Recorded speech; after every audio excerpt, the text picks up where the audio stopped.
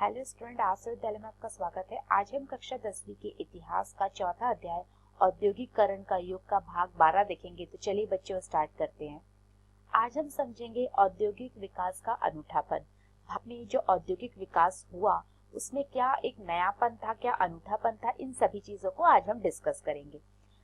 भारत के औद्योगिक उत्पादन पर वर्चस्व रखने वाली यूरोपीय प्रबंधकीय एजेंसियों की कुछ खास तरह के उत्पादों में ही दिलचस्पी थी।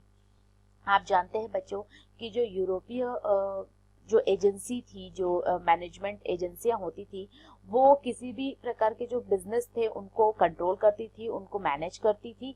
तो इसी तरीके से ये जो भारत में जो औद्योगिक उत्पादन हो रहा था, जो प्रोडक्शन होता था, उस पर भी इनका बहुत ज्यादा कंट्रोल था। और वो कुछ खास तरह के प्रोडक्ट में ही अपनी दिलचस्पी दिखाती थी, जैसे कि उन्होंने औपनिवेशिक सरकार से सस्ती कीमत पर जमीन ली और उस जमीन पर चाय और कॉफी के बागान लगाए और खनन, नील, जूट व्यवसाय में पैसे का निवेश किया। तो आप देख सकते हैं कि जो भी फसल का उत्पादन इन्होंने किया था, प्रोडक्शन को बढ़ावा दिया था और ऐसी फसलों में इन्होंने इन्वेस्टमेंट किया जो कि कैश क्रॉप होती थी, नकदी फसलें होती थी, जैसे कि चाय हो गया, कॉफी हो गया, नील हो गया, जूट हो गया। मतलब ये नकदी फसलें इसलिए थी कि इनको बेचकर ज्यादा से ज्यादा मुनाफा कमाया जा सके। और खनन में या माइनिंग्स में भी आप जानते हैं कि बहुत ज्यादा मुनाफा होता है। तो ये जो एजेंसियां थी, इन्होंने प्रोडक्शन पे बहुत ज्यादा इन्वेस्टमेंट किया जिससे ज्यादा प्रॉफिट हो सके, ज्यादा से ज्यादा लाभ कमाया जा सके। इसमें से ज्यादातर ऐसे उत्पाद थे जिनकी भारत में बिक्री के लिए नहीं बल्कि मुख्य रूप से निर्यात के लिए आवश्यकता थी। तो जो प्रोडक्ट का प्रोडक्शन हो रहा था वो मोस्टली ऐसे उत्पाद थे, ऐसे प्रोडक्ट थे जिसकी भारत में बिक्री के लिए आवश्यकता नहीं थी बल्कि मुख्य रूप से जो होता है निर्यात की आवश्यकता थी। अगर हम लेट 19th सेंचुरी की बात करते हैं, 19वीं सदी के आखिर में जब भारतीय व्यवसाय उद्योग लगाने लगे, तो उन्होंने भारतीय बाजार में मैनचेस्टर की बनी चीजों से प्रतिस्पर्धा नहीं की। मतलब लेट 19th सेंचुरी में जब इंडियन जो इंटरप्रेन्योर थे, जो इंडस्ट्रियलिस्ट थे, जब उन्होंने भारत में बहुत सारी इंडस्ट्री फैक्ट्रियां लगाने लगे, तो वो भारतीय बाजार में मैनचेस्टर मार्केट, मतलब कि जो इंग्लैंड से जो भी माल तैयार होकर भारत के मार्केट में आ रहा था, वो चीजों को यहाँ पे मैनचेस्टर कहा गया है। तो मैनचेस्टर की बनी चीजों से उन्होंने कोई भी कंपटीशन नहीं किया था, क्योंकि जो भारत चूंकि उस समय उपनिवेश था, और आप जानते हैं कि अगर वो मैनचेस्टर से कंपटीशन करते या उससे प्रतिस्पर्धा करते तो या तो ब्रिटिश गवर्नमेंट उनको उस पर जो उद्योग थे उन पे रिस्ट्रिक्शन लगा देती या फिर उनको बिजनेस करने का जो है परमिशन नहीं देती। तो इस वजह से इंडस्ट्रियलिस्ट थे, उन्होंने इनसे कोई प्रतिस्पर्धा नहीं की थी। भारत आने वाले ब्रिटिश माल धागा बहुत अच्छा नहीं था और इसीलिए भारत के शुरुआती सूती मिलों में कपड़े की बजाय मोटे सूती धागे ही बनाए जाते थे। तो जो यार्न होता था, जो मोटे सूती धागे थे, उनका प्रोडक्शन ज्यादा किया जा रहा था। जब धागे का आयात किया जाता था तो हमेशा बेहतर किस्म का होता था। भारतीय कताई मिलों में बनने वाले धागे का भारत के हथकरघा बुनकर इस्तेमाल करते थे या उन्हें चीन को निर्यात किया जाता था। तो जो आयात करते थे हम लोग जगह, वो बहुत ही अच्छी किस्म का होता था। और लगभग आप देखिए कि भारतीय कताई मिलों में जो बनने वाले धागे थे वो या तो भारत के जो हथकरघा बुनकर होते थे वो इस्तेमाल करते थे या फिर उन्हें चीन को निर्यात कर दिया जाता था।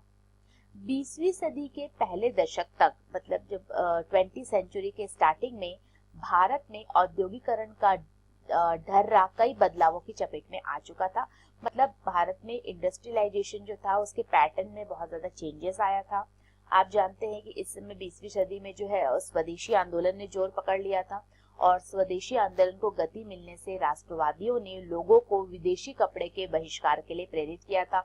तो स्वदेशी मूवमेंट में जितने भी जो राष्ट्रवादी थे, भारतीय राष्ट्रवादी है, उन्होंने लोगों से ये अपील की थी कि वे जो है अपने स्वदेशी प्रोडक्ट को उसका इस्तेमाल करें, उसको बढ़ावा दे और जो भी विदेशी कपड़े हैं या फिर कोई भी जो फॉरेन गुड्स है उनका बहिष्कार करे, उनका उपयोग ना करे। औद्योगिक समूह अपने सामूहिक हितों की रक्षा के लिए संगठित हो गए और उन्होंने आयात शुल्क बढ़ाने तथा अन्य रियायतें देने के लिए सरकार पर दबाव डाला। इसके साथ साथ अगर हम 20वीं सेंचुरी की बात करते हैं तो अब जो औद्योगिक समूह थे, जो इंडस्ट्रियलिस्ट जो समूह होते थे, उन्होंने भी अपने सामूहिक हितों की रक्षा करने के लिए एक साथ वो ऑर्गेनाइज्ड हो गए और उन्होंने आयात शुल्क को बढ़ाने के लिए और कुछ अन्य रियायतें वो चाहते थे कि और कुछ रिलैक्सेशन जो है गवर्नमेंट उनको दे, तो इसके लिए उन्होंने गवर्नमेंट पर दबाव डालना प्रारंभ कर दिया था। 1906 के बाद चीन भेजे जाने वाले भारतीय धागे के निर्यात में भी कमी आने लगी थी।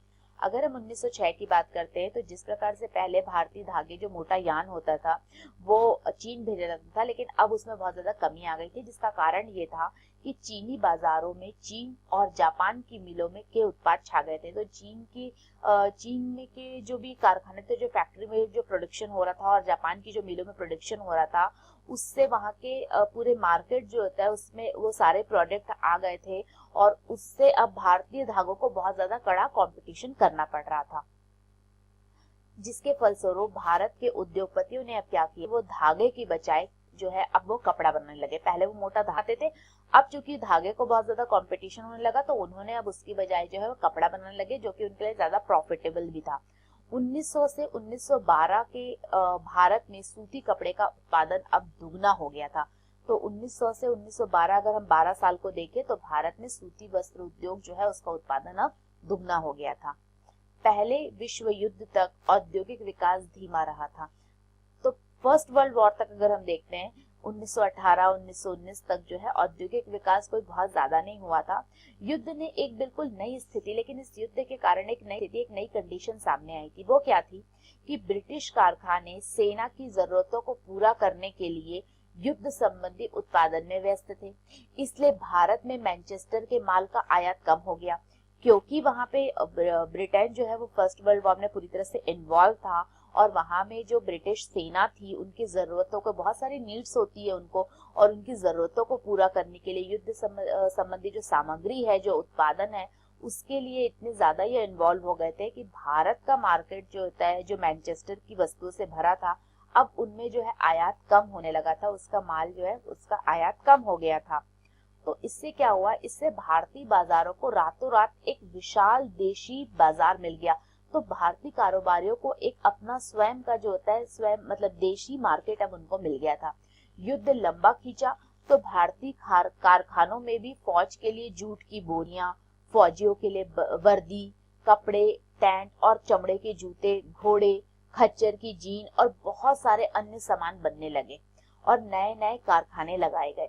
क्योंकि अब एकदम से मांग बढ़ी, रिक्वायरमेंट बढ़ी, तो इसलिए जो है बहुत सारी चीजों का प्रोडक्शन भी बढ़ गया और इसके लिए कई नई जो है कारखाने या फैक्ट्रियां स्थापित की गई।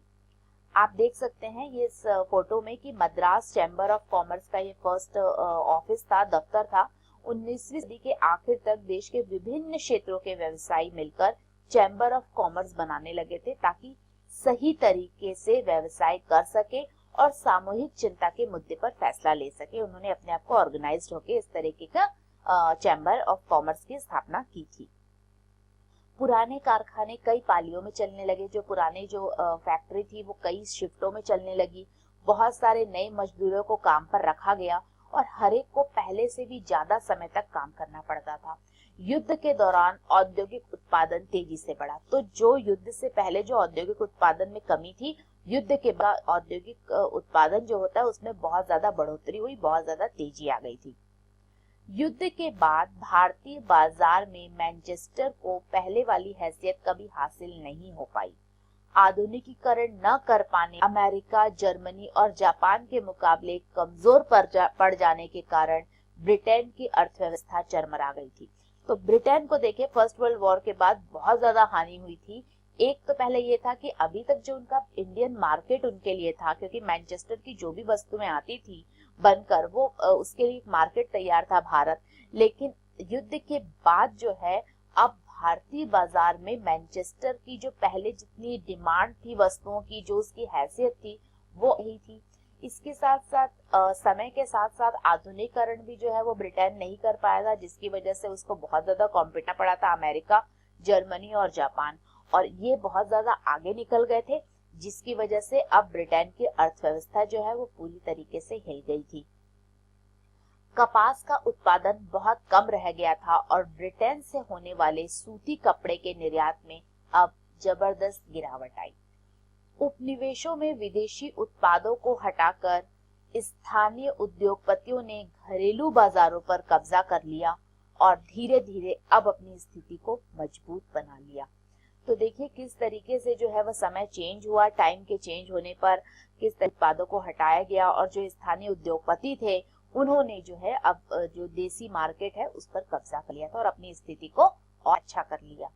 सो what did we learn today, आज हमने क्या पढ़ा और क्या सीखा। तो आज हमने देखा कि किस प्रकार से भारत में औरण का विकास हुआ और उसके कई नए स्वरूप हमें देखने को मिले।